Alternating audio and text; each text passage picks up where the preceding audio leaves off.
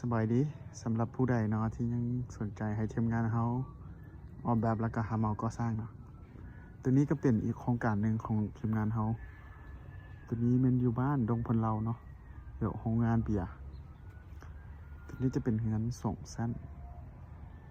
ที่บ่ค่อยเห็นรีวิวหลังนี้ก็ย้อนว่าให้ทีมงานเขาจะมาเบิ่งตลอดเนาะบ่ค่อยมีเวลาได้มากก็โดนอัปเดตทีนึงก็ถือว่าใกล้สิแล้วละสีก็เรียบร้อยละยังแต่อนามัยยังต้องการทีมงานอนามัยเนาะมาอนามัยภายในเนาะเสร็จแก้วแล้วก็เสร็จอนามัยทุกอย่างเนาะภายนอกก็คือกันเดี๋ยวสิพาไปเบิ่งภายในเด้อพาไปเบิ่งภายในว่าภายในเป็นแนวใดข้างใน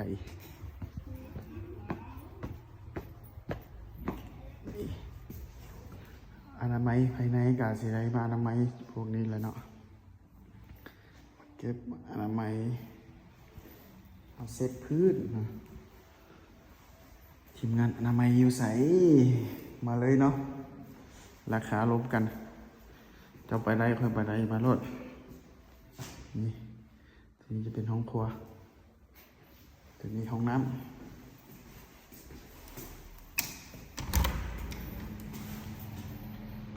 ก็ประมาณนี้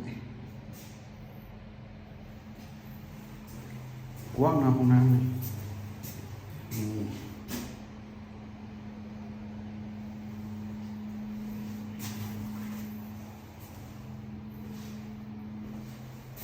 เบิ่งหน้าพระเอกเนี่ยสบายดี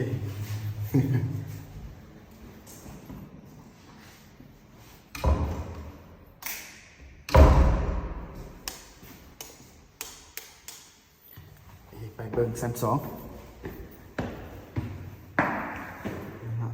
ชั้นสอง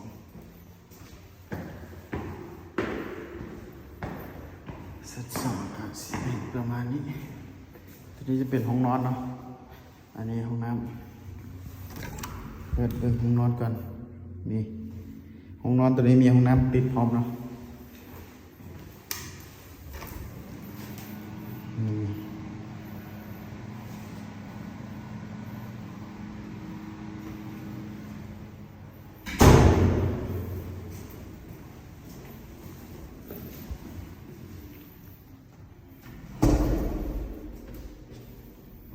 ขึ้นมาชั้นสองจากคันไดมากก็จะเป็นประมาณนี้ห้องนี้จะเป็นห้องมาสเตอร์รูมมาสเตอร์เบดรูมกว้างแบบนี้เลย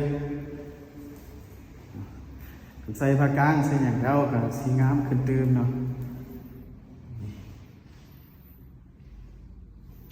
ตัวนี้จะเป็นห้องน้ำเนาะห้องน้ำของห้องตัวนี้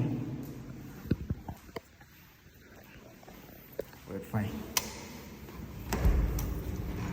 นี่รีวิวให้เบิ่ง